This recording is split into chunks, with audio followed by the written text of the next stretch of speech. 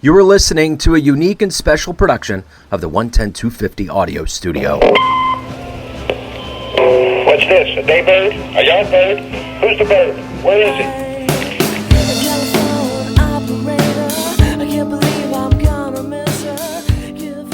Welcome to a new edition of the Famous Interviews with Joe Dimino series in conjunction with the 110-250 Audio Studio with Band Mate Jon Yeager of the Kansas City power pop band, the Daybirds, as a part of a larger mission to capture the essence, history, and bravado of the late 90s, early 2000s band.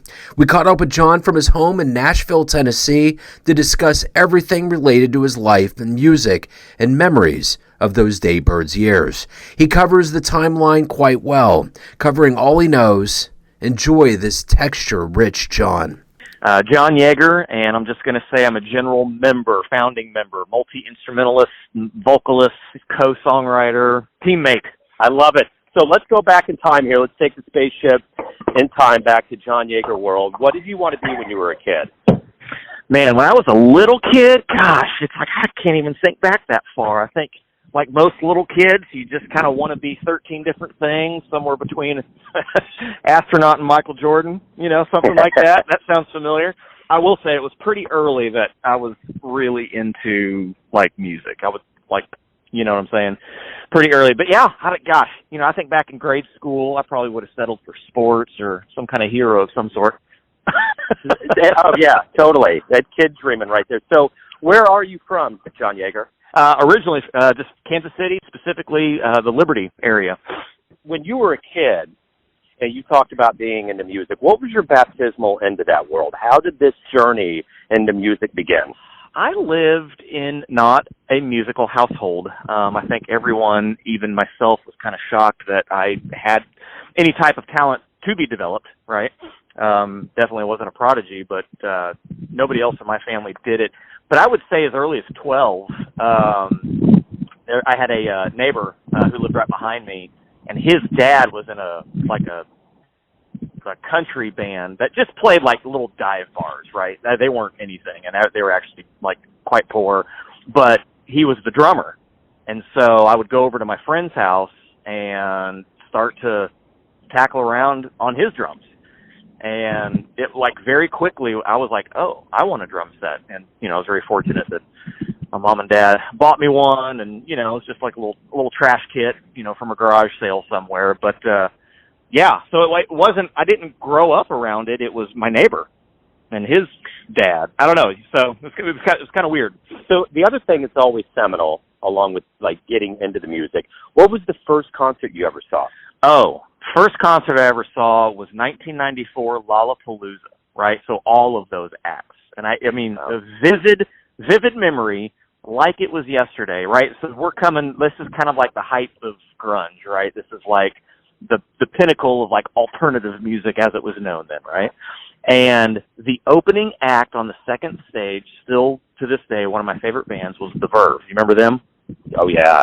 Like right, you know, they went on to do Bittersweet Symphony and all that. However, in 1994, they were the opening act from wherever they were from in England, and all they had to sell was a 5-song EP. And to me, it was just so starkly different than anything else, right? Because here we are in America, we're starting to come off the Flannel Mountain, you know, but it's just like alternative music, right? I mean, like the Beastie Boys were there that year. I think George Clinton was there that year. But these guys that looked like the Velvet Underground, they were like in all black and they had like sunglasses, and it was like what I can now say is like very shoegazy music. It was just very spacey and but it was cool. So all that to say, Lollapalooza 94 was like my first concert, but I was immediately struck and enamored by The Verve, that opening set, just like I had never seen anything like it. What was the first band that you were in, and piggybacking off of that, what were the bands that happened before you got into the first incarnation of the Daybirds, which was Psychic? So, you know, I had a little band in high school. It was a little Christian band. We were called Plaid Manna. And we just, surprisingly enough, there was like a Christian coffee house circuit in Kansas City. There was like multiple churches that had like legitimate venues attached to them or in their basement. And like some sizable bands would play this circuit. And here I am in Nashville as a 43-year-old. I am able to talk to other musicians here that were like, oh yeah, like going to Kansas City back in these like 90s Christian days was like a big deal if you could go play one. So I've come to learn that in certain circles, it was kind of a big deal. But yeah, I just had this little high school band. I was the drummer then, and, you know, we were high school kids. We, you know, try to get little shows on the weekend, and it was just totally for fun. And it was immediately out of that I was invited to join what was then called the Sky Kings. So I didn't hop around a lot. I didn't really have a lot of experience. I had a little bit of experience, but it was very amateur at best, right? From your memory, what was the beginning of meeting the boys from the band, the first conversation? What was the first act that led to the timeline of the Daybirds Sky Kings? I went to high school, or at the time it was junior high. I was really good friends with a guy named Joel Schlotterer, and it was his older brother Phil that was one of the founding members of the Sky Kings Daybirds. But it was through that friendship that I got to know Phil. So over the course of years, there were numerous times where I would go over to Joel's house just to whatever. We're just friends, and right, we're 14, 15 years old. Maybe we're painting, maybe we're playing Nintendo, whatever. So I was just kind of around the Schlotterer, you know, ecosystem there for a while. And then as we were graduating, Phil, who I had met a few times, but, you know, I mean, he's 10 years older than me. By no means were we like friends. And I can digress into his impact on me here in a little bit. But, I mean, it was pretty out of the blue. He called and was like, I'm starting a band. I know that you play drums. Joel says that you're really good. Would you want to join? And, like, that was it. I went to where they grew up in their parents' house, and, like, Dean was there. I don't remember the first time I met John. He was later. But, yeah, there was that very initial phone call, and that very first initial day, Dean was there, and he struck me, and I thought that he was the coolest thing since sliced bread. If you remember what he looked like back in the day, right? But all that to say, it was my friendship with Joel that somehow 10 years my senior, you know, Phil was like, oh, John plays drums, let's invite him, you know.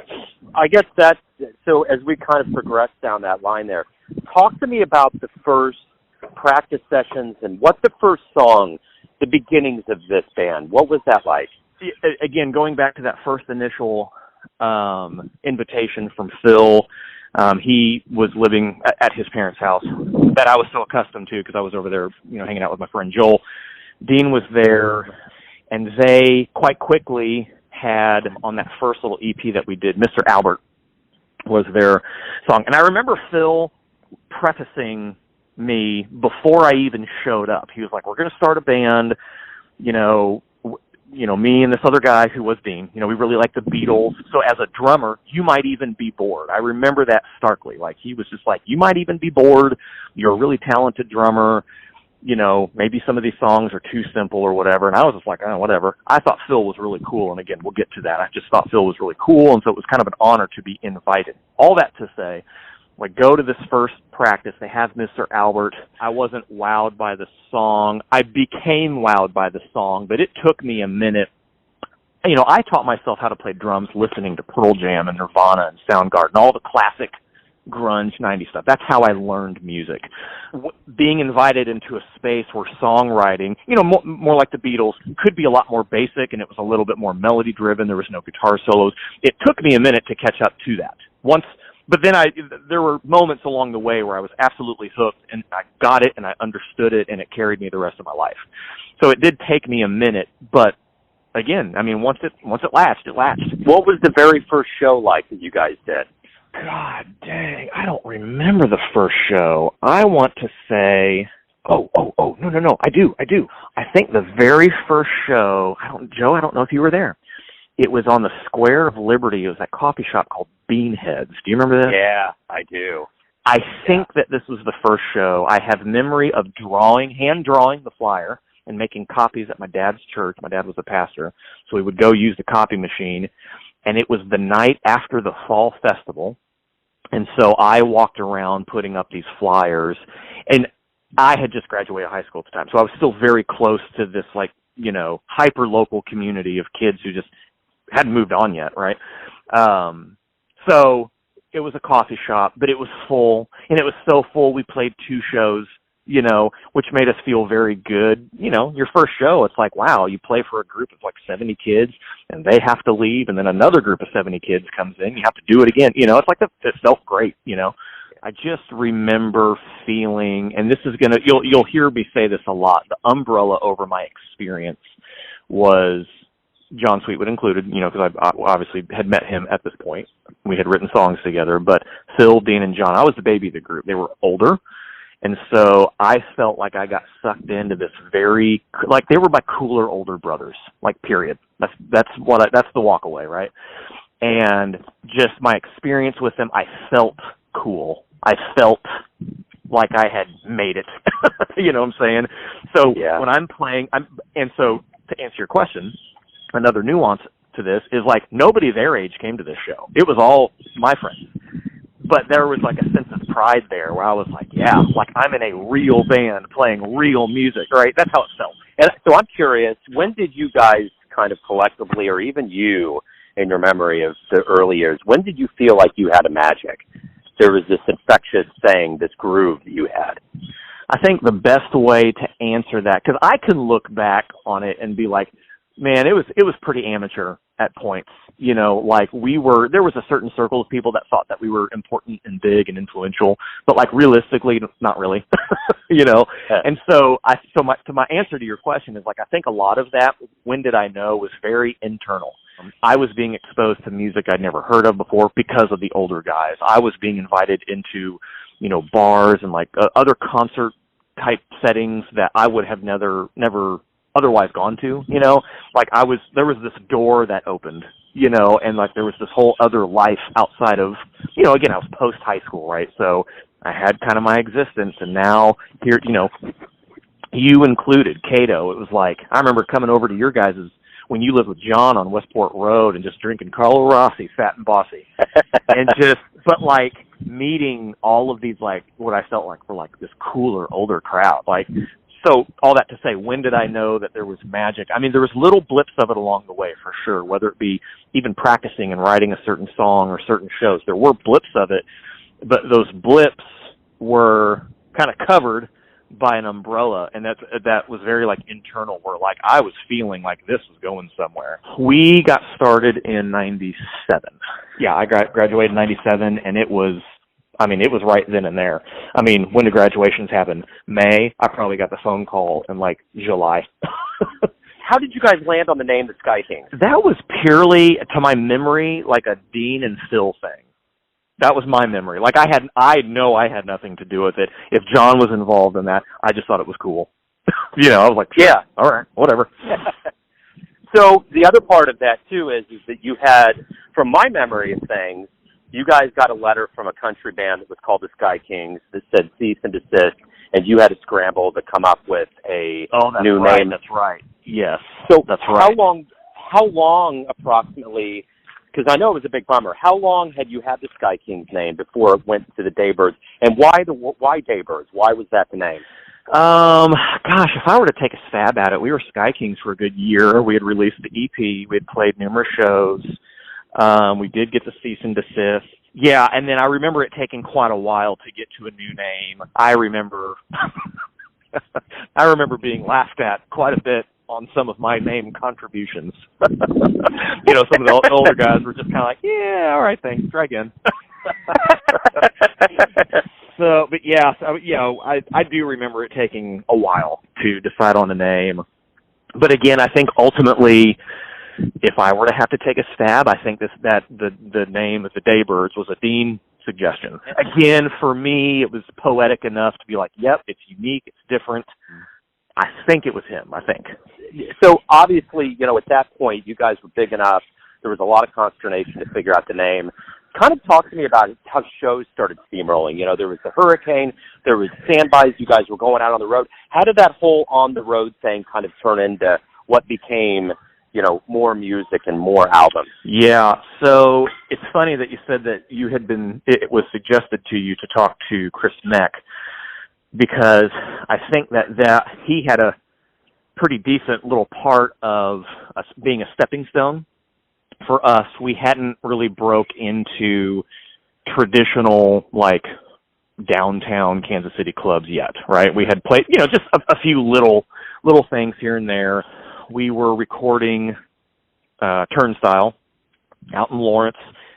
And if my memory serves me correctly, there was this, like, in-between period where, there's a handful of people that, like, got it. They heard it. They're like, wow, you're doing something cool.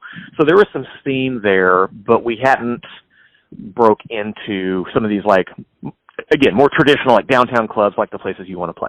I do have a very specific memory of John Sweetwood giving me a call saying, like, we finally got into the Hurricane, and we were like, yeah, like, that's the room at the time. That's the room that you want to play. But going back to Chris Meck, I do remember he played guitar for Christy Strimmel, and Christy Strimmel was in a pretty popular 90s alternative rock band called Frog Pond. So when she went off to do solo stuff, she had a name for herself, and she could pack a room. And it was the Grand Emporium, I believe, that we got in. Well, I don't know if we got invited, but whoever was booking, I don't even know who it was, booked us as the opening act for her. And I do distinctly remember feeling like there was this rite of passage, right? Like, this was a credible local musician who had a following, and everybody in the room loved us. And Chris and Christy, everybody was like, you guys are awesome. We need to do more shows together. I remember that night. I remember, like, oh, okay, cool. Like, now we're being accepted by our peers, right? So, yeah, and then from there, it was just, like, getting into the Hurricane, which I think for most of us, that was kind of like the room. That's where you really wanted to be.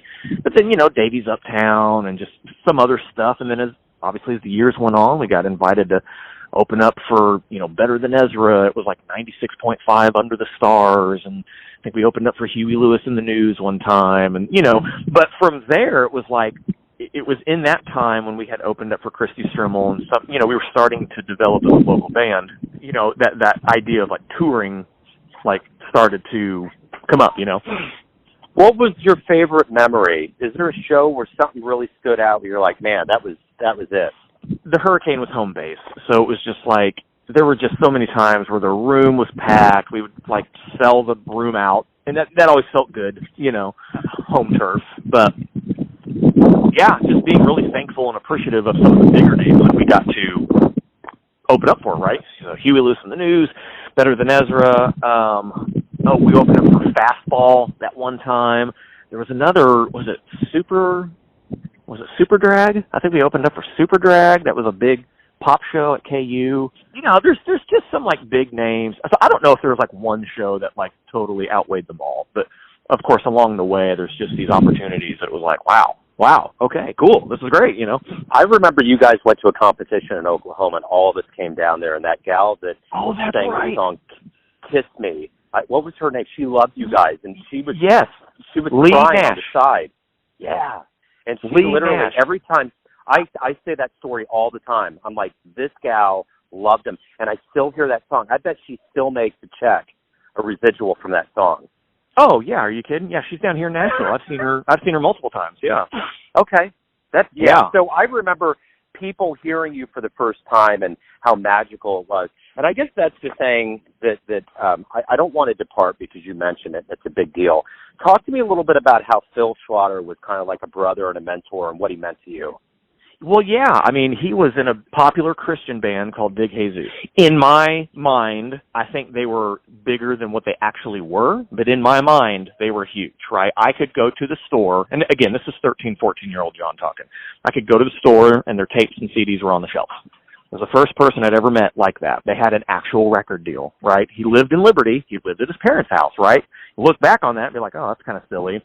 But to a up-and-coming, coming-of-age person who's starting to find a little bit of musical voice, it's like, wow, Phil actually has some success. They toured internationally. Like, they've made videos. It was like, he was a real deal musician.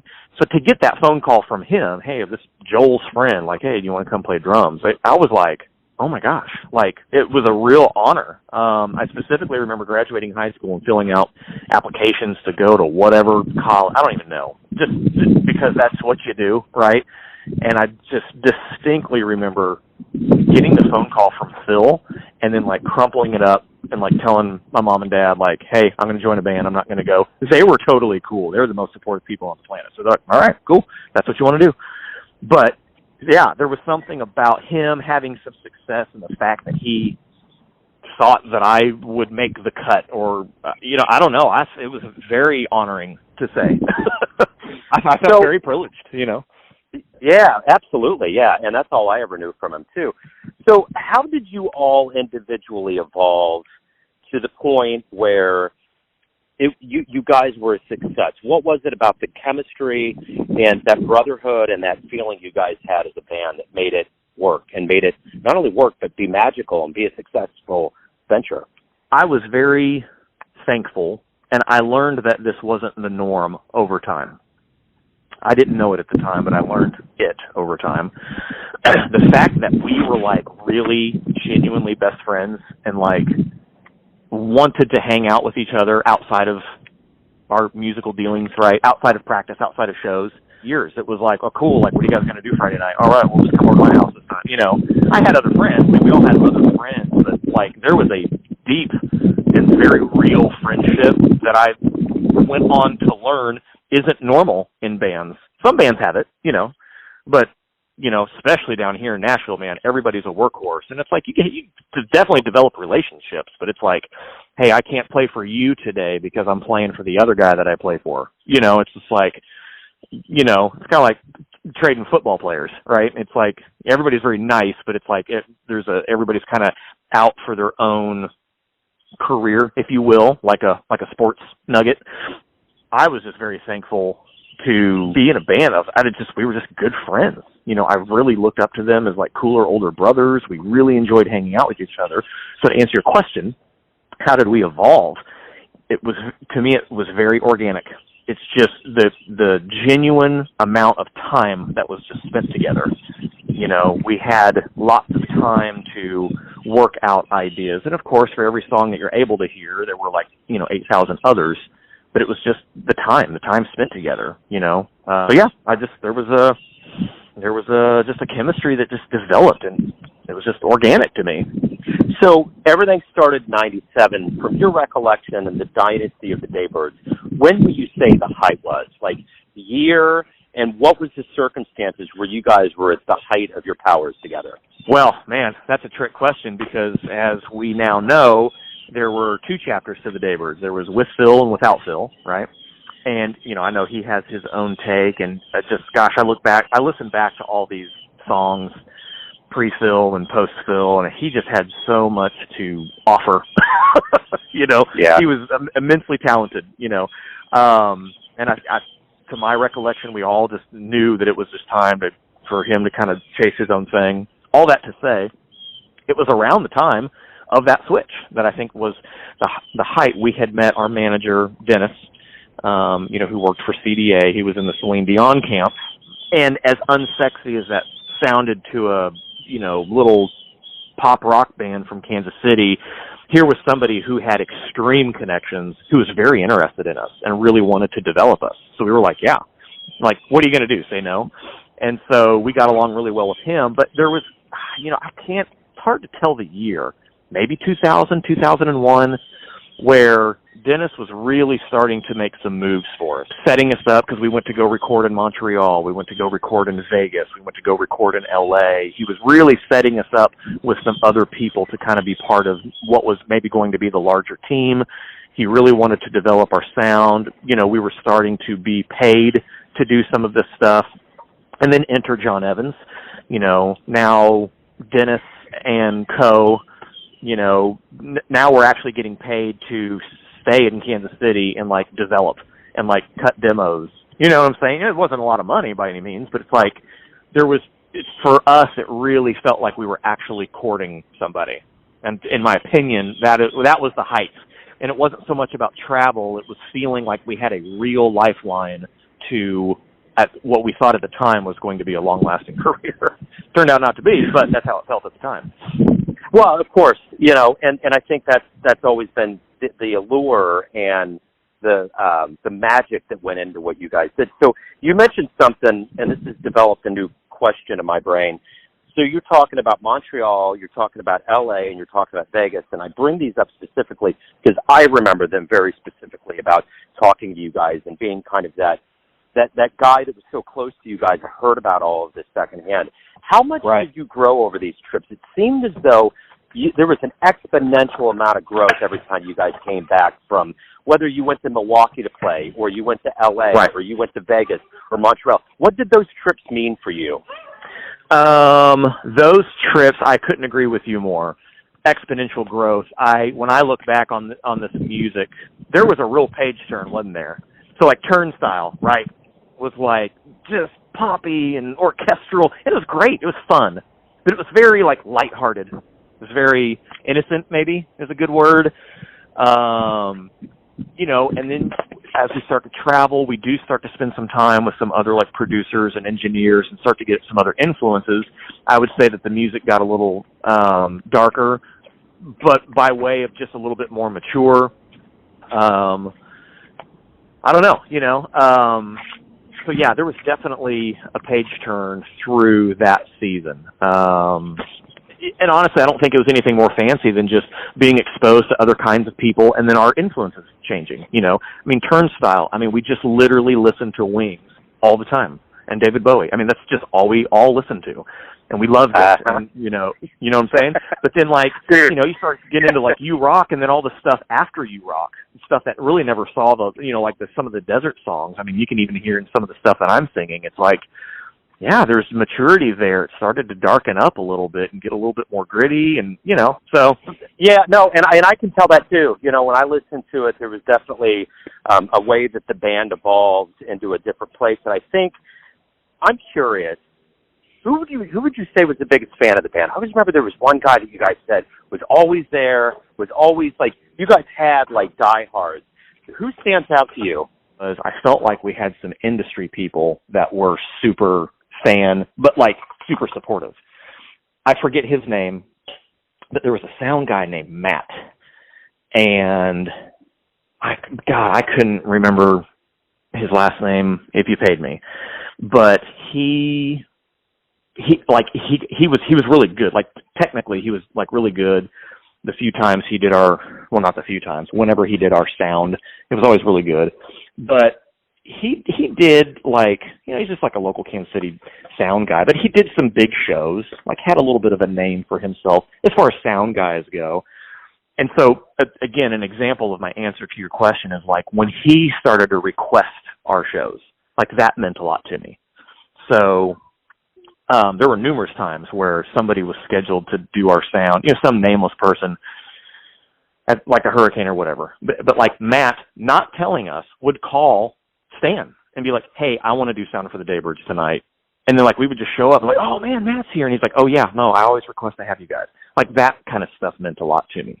So it was a super fan, but in a more useful way or connected way, right? Not just a, you know, cute girl in the crowd super fan, right? And I felt like there were a lot of those along the way. People, you know, little promoters. There was that guy in Omaha who just always helped us out. But, like, I just remember him, like, really going above and beyond to make sure that we were taken care of. And I don't know, it's just those kinds of things really stick out to me. So, and I'll specifically, like, one vivid story to me. So Matt, the sound guy, again, I can't remember his name, but we just got to have a really good rapport with him.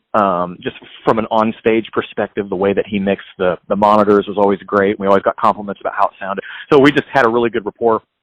But to your point, you know, as opposed to the 22-year-old hot chick in the crowd be like, I love your songs, as opposed to that, I've got Matt, who maybe at our last Daybirds show, I don't know, but at one of the last ones, there was a new song that we had done where I was lead singing. I was stepping into more of a lead singing role, a little bit, not a ton, but I needed to grow and I needed to develop that.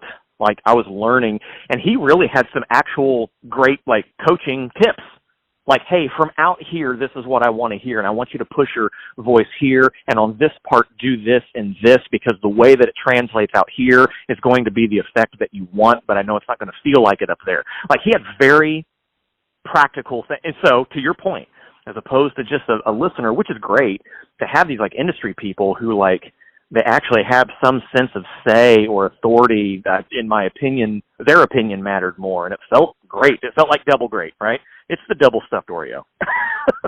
Absolutely. So what I want to do before we get into, kind of the second chapter of the band, I just want to get a idea for the listener out there. So tell me the albums that are actually physically out there that people either have or can at some point get if they look for it. I like how we're going to cover all of our bases. The 3 albums that were officially released, whether or not they're in a physical existence anymore. The Sky Kings had a self-titled, I believe it was a 7-song EP. Turnstile, we switched our name to the Daybirds, and that was, 24 tracks. And then You Rock was what I believe was a 5 or 6 song EP from the Daybirds. Those were the official releases. Of course, there's tons of other like development tracks and demos and stuff past that, but those were the 3. So the one thing about the history and lineage of Dennis was that the Vegas Desert songs were groomed to be like a higher end evolutionary album that was going to come out from you guys eventually, correct? Correct. Okay. So this is what I want to know as we kind of start getting into this other side of the band. When did you all notice and know that there was a change going on and that directions were going to be going in different ways, possibly? I think I personally, I don't know about the other guys, and I just want to say quickly, like, I love Phil. I looked up to him so much. I think, but, he very much was getting to a place where he needed something else. He wasn't happy. I think we started to see signs of that, definitely before Vegas. But for me personally, I think maybe that's when it really locked in me, was that Vegas trip. Like we could go our separate ways, I listened back to those songs, and again, and this isn't, in no means was this the 3 of us against Phil. I listened back to those songs, and he had some wonderful input, I mean, still active, but I do remember just emotionally, mentally, like once the microphones are turned off, I do remember thinking like, this is getting very curious to me. This is getting very interesting to me. We're not all hanging out as a 4-piece as nearly as much anymore, and Phil's disappearing, and and it's fine, but I started to notice that. But then musically, it was like I started to become a little bit more confident. I think when Phil left and John Evans joined, I think Dean kind of assumed the role of lead singer, which was fine. He had a lot of really great ideas, and so we were just like, yeah, sure, you sing it. But all that to say, he was getting more confident in what he was creating. I think I was the only person in the band that literally was recording music behind their back. Like, they weren't even in the room. I was doing all my own stuff. So to answer your question, yes, there was an emotional and mental thing where it's like, okay, me, John, and Phil, I felt like we're tight the whole time, but we could hear the rub with Phil. I just remember there being drama in Vegas and just some awkwardness like in the van, So I don't know. I felt it around that time, and around that time was when like Dean really stepped up and had a lot of really cool ideas, and like we were starting to like work on those more, develop those more. John had some great ideas. I had a few ideas. Phil was putting his icing on those cakes, but as opposed to Turnstile, I mean, Phil was very much like, here's all these ideas that I have, and we, and we were working on them. So, you could sense the shift. So this is a lead into this, this is something I talked to Dennis about. The real nexus of things, I think, that changed and happened was obviously the phone call with Renee, which is Celine Dion's husband, and you guys were at the cusp of possibly getting signed. Talk to me a little bit about that. What happened there? What you guys were thinking going into it, and how that decision changed you coming out of it. Oh, I remember exactly where I was when I got that phone call, right? It's kind of like my personal 9/11. Like, I know exactly what I was wearing, exactly where I was. I was standing out front of Broadway Coffee on Broadway, right, in Westport. And I got this phone call, and I was pacing up and down the sidewalk between that and what was Street Side Records at the time. And that was the call, instant, immense panic, disappointment, right? Like, oh my gosh, like, what in the world? You know, like, we've been working on this for so long.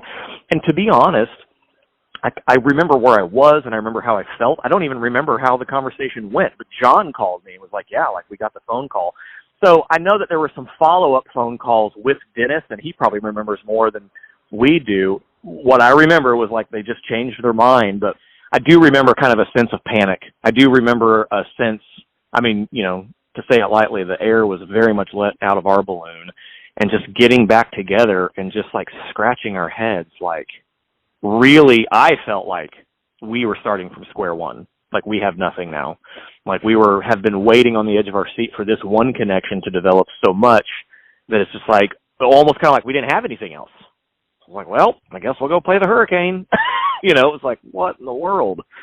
And I guess that's the thing. From what I saw on the outside, that was like the true beginning of everything, you know, coming to that eventual end. So Phil was obviously a part of that conversation. So after that happened, was that when he left the band, John Evans came in, and you guys kind of tried to go at it?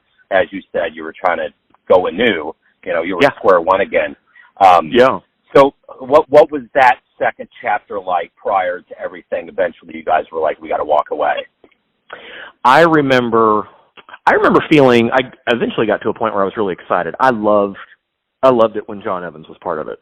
I mean, I loved it when Phil was, but we had changed enough to where, like, I was ready for, and I think it was more like relationally, I was ready for some like fresh blood. It just, there was just starting to get some awkwardness, with Phil. And now it's like, gosh, it's like we're all grown men. Now it's just like, oh my God, I just want to give the guy a hug. I can look back as a 43-year-old, I can look back on these, like, you know, 25 to 30-year-olds who I think were still like trying to learn to express how they actually felt. You know what I'm saying? I mean, like, I tell my girls this, like use your words, right? And so it's like Phil just wasn't able to use his words, right? He just was just angry and disappointed, and then would just peace out. Now that left us in the woods a lot, just like, okay, well, I guess today's practice for the 18th time is just the three of us. Well, we'll work on one of our songs. So there was, like, I don't want to use the word drama, but there was that rub. So when John came in, I was really excited. We had been recording, you know, Dennis had been paying us to record with John for a year, so we already knew him really well. It was the natural fit. I really liked it. So to answer your question, there was an initial hope, but then for me, and it sounds like maybe I was the only one that experienced this, I was starting to be offered some things, you know, that pretty quickly kind of turned my head to be like, okay, maybe this does need to be done. I don't know, you know. So what was the last time you guys were together before you said, I think this is something we all need to walk our separate ways? What was the year, and kind of what was that like? To my memory, on the Desert Songs, 3 of those are songs that I recorded behind the guys' back. And I presented them to the guys. I remember Dean was like, I specifically remember in John Evans' house, Dean, and I'm getting to answering your question. I remember Dean was kind of like shocked, like almost like, maybe like 1% offended, like, what? Like, you did what? Like, didn't even invite us? My memory was that John Sweetwood was like, dude, these are awesome, you know? And then John Evans, because I had used his equipment to record them, you know, in his house, he knew. And I think he just very democratically was just kind of like, hey, I think that these are strong songs. Like, let's just get them in the repertoire. When did you guys actually say, this is it, we're moving on? Oh. So what happened was, I think I was the first person to say it. That's the answer to the question. Because I had recorded these songs. I had, you know, the Daybirds were fizzling. I could feel it. I took those 3 songs and I passed them out to other people, and everybody was patting me on the back saying, like, these are awesome. Never once did anybody say you don't need the Daybirds. It wasn't malice or anything, but I genuinely needed to hear at that time in my life. I wanted to know if people thought that I had what it took to break out. And numerous people of influence were like, dude, these are awesome. Like, whatever this is, you need to keep going. You know, not malicious, but just getting a lot of positive feedback, like, this is something to pursue. So because of that, I was the one that I think said first. Like, it wasn't a group decision to disband. I was like, I think that I'm going to kind of go off on my own. And I think that it was the year 2004, I got invited to tour manage some friends of mine called the Golden Republic that went out on a really big tour. The person that they were opening for was pretty big at the time. So we were, kind of like, you think of like rooms like the Bottleneck and the Granada, these like 700 to 1,000 people rooms. It's like, that's who they were playing for every night. We were gone for 2 months. It was the biggest tour I'd ever been on. And I had just got hired to tour manage because we were all friends. They trusted me with their money, blah, blah, blah. While we were out, I was passing around these 3 songs. I had made a bunch of copies of CDs. So all that to say, that's the long way of coming around to say that, like, I was getting a lot of confidence in what I was doing. And so I was the one who's like, yeah, I've had this experience out on the road. There is life outside of the Daybirds. I think I'm out. And then to my knowledge, they stuck together for a minute, but I don't know how long. So let me ask you this. When you think back right now and think about legacy and just think collectively about those years, what comes into your mind? How do you feel? I think that, we were a band that never got there, and I think that we were on our way. I can't honestly say that I felt like we left a legacy, but I think that we could have gotten there, and it could have been great, and I'm thankful for that time, and to be given that chance to genuinely lay down a body of work that was like, could stand the test of time. We would always say that. That's what I think. When you ask me the word legacy, I don't think we left one. I think that we were quickly getting to being able to leave one, if that makes sense.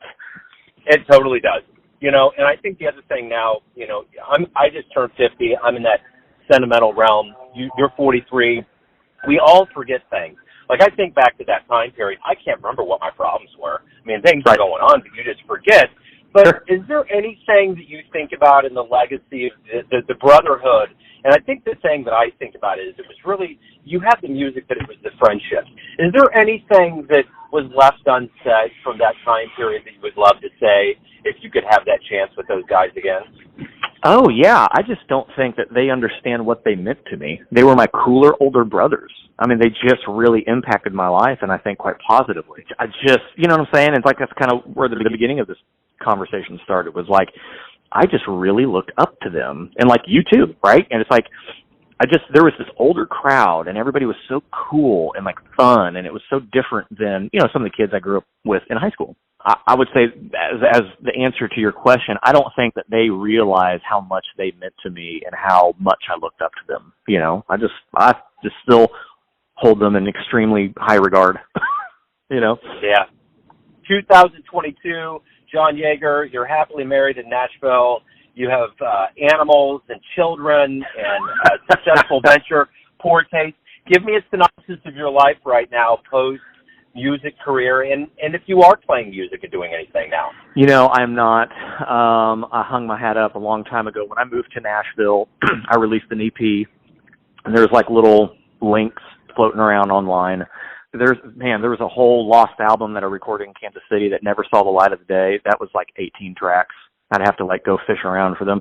What I recorded in Nashville, I was like really, really proud of. I thought it was good, but like a lot of people in Nashville, you come down here, and I mean, this is just, survival of the fittest down here. When it comes to music, I love living here, and we'll probably never move, but musically it is very much survival of the fittest. There's next, there's 30,000 other people behind you that if you don't have what it takes, then get out of the way. All that to say, I don't play music anymore because when I came down here, released this album, did a few shows, I was burnt out. I was done.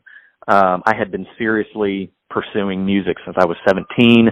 I was 30, when I kind of hung up the hat. And so now, met Lindsay, we accidentally started this company called Poor Taste. We are alcohol consultants.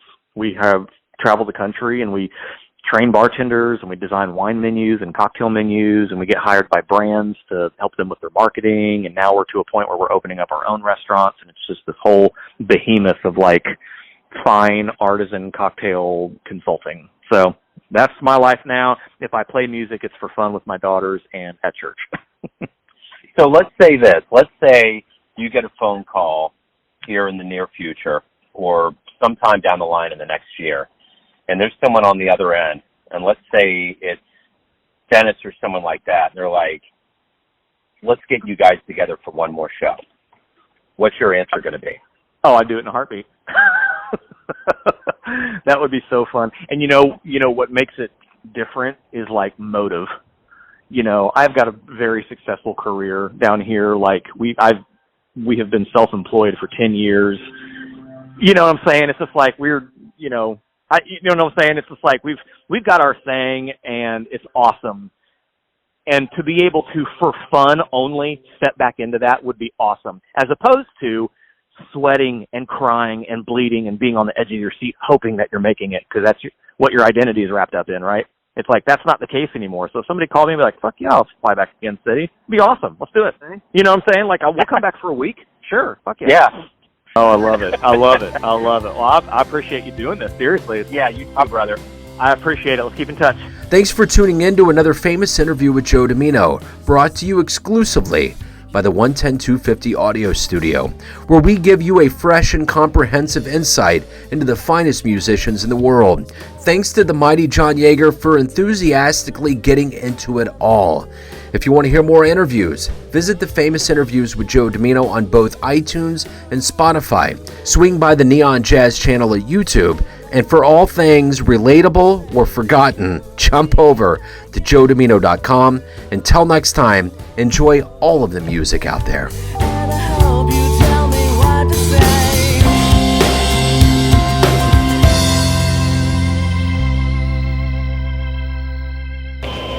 What's this, a daybird? A young bird?